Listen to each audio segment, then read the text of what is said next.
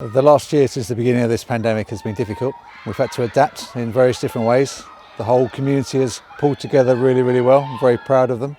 My teachers have worked incredibly hard, and so have parents. The idea of homeschooling is a new initiative for them, and it's one they've found quite difficult, but we've managed to support them and work very hard.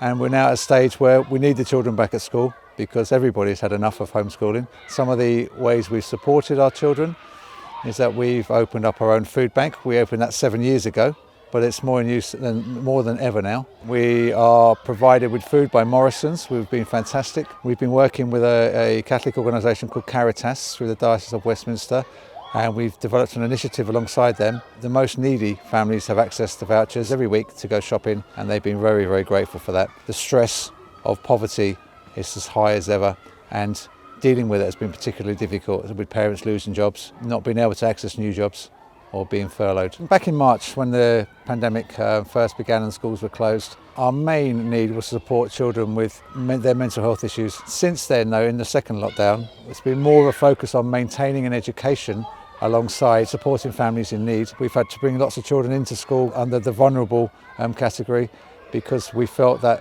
too long out of school was going to really affect their mental health and ultimately their education. So when March the 8th comes, we'll reopen, get all our children back, and it'll be a pleasure to see them. They'll come back. Some of them will be very quiet.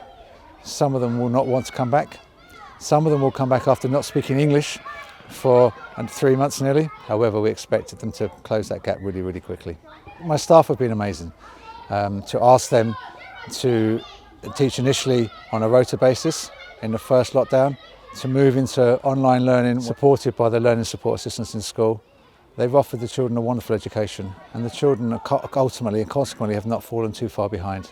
They've been marking work at 8, 9 o'clock at night, planning for live lessons and delivering live lessons, and it's been really draining on them. However, their work has been magnificent, and I'm really proud of all of them.